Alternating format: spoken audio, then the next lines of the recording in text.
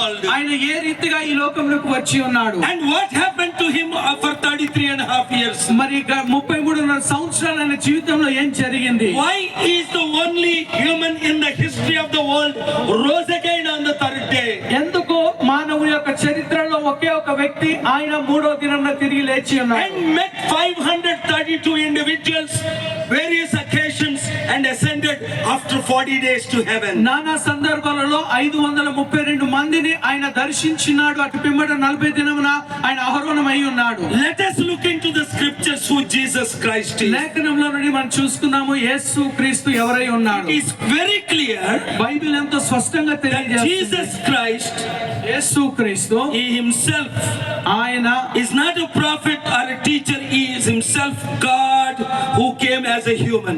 మరి ఆయన ఒక ప్రవక్త కాదు, లేకపోతే ఆయన ఇంకెవరు కూడా కాదు, కానీ ఆయన స్వయముగా దేవుడై ఉన్నాడు. In the beginning was the word, ఆది యందు వాక్యం ఉండెను, and the word was with God, ఆ వాక్యము దేవుని యొద్ద ఉండెను, and the word was God, and ఆ వాక్యమే దేవుడై ఉండెను, and the word became flesh ఆ యొక్క వాక్యమే శరీరధారిగా and అయినది. dwelt among us for 33.5 మరి years. 33.5 సంవత్సరాలు ఆయన మన మధ్యలో ఆయన నివసించి ఉన్నాడు. Gospel of John, 1st chapter 1 to 4. When you go home, read. యోహాను సువార్త 1వ అధ్యాయం 1-4 వచనాలను మీరు ఇంటికి వెళ్ళి మీరు If చదువుకోండి. you read Colossians 1:15, మనం ఎప్పుడైతే కొలస్సీయులకు రాసిన పత్రిక 1వ అధ్యాయం 15వ he వచనం is the image of the invisible God, the firstborn over all creation.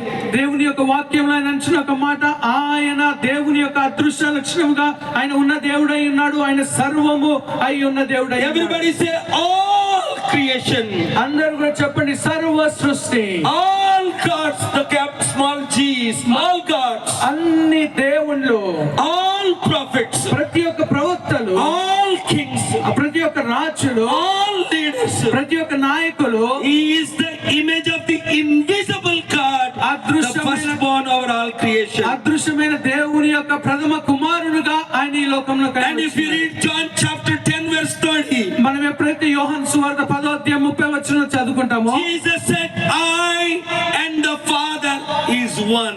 నేను మరి తండ్రి ఒకటై ఉన్నాము. What did we hear?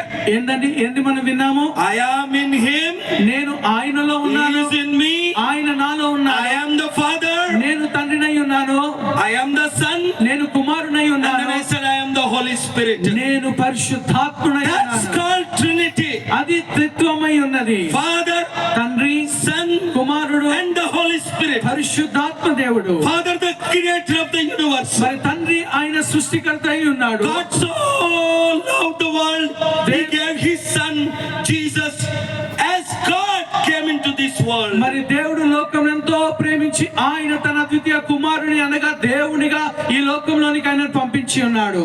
When? ఎప్పుడు? Why? ఎందుకు? How? ఎలా? Do you know it? మీకు తెలుసా అండి? He came as a human being. ఆయన మానవునిగా ఈ భూమి మీదకి వచ్చి ఉన్నాడు. Do you understand that Jesus Christ is the only date the world 200 countries celebrates? Before Christ, after Christ. మీరు అనుకుంటున్నారండి కేవలం 200 దేశాలే మరి ఈ యొక్క సంబరాన్ని జరుపుకుంటూ ఉన్నది క్రీస్తు కంటే ముందుగా, క్రీస్తు కంటే తర్వాత? Why we said 2025 years ago? ఎందుకు మనము 2025 సంవత్సరాల క్రితము అనేసి అంటా ఉన్నాం? Why we don't count any other great prophet's date of birth?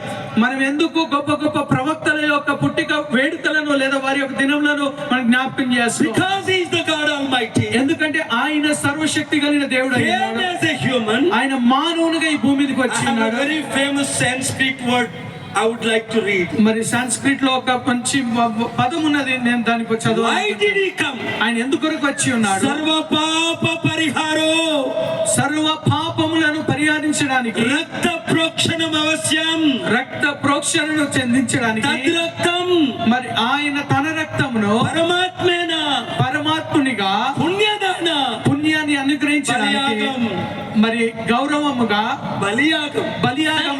బలియాగముగా God himself, దేవుడే, all are sinners, సర్వ పాపం, ప్రతి ఒక్కరు కూడా పాపంలో అయి ఉన్నారు. for the sins of all mankind, మరి ప్రతి ఒక్క మానవుని యొక్క పాపముల కొరకు రక్త ప్రోక్షణం అవశ్యం, మరి రక్తాన్ని The ప్రోక్షించడానికి blood needs to be shed. మరి రక్తము ప్రోక్షింపబడడానికి చిందింపబడడానికి Which blood?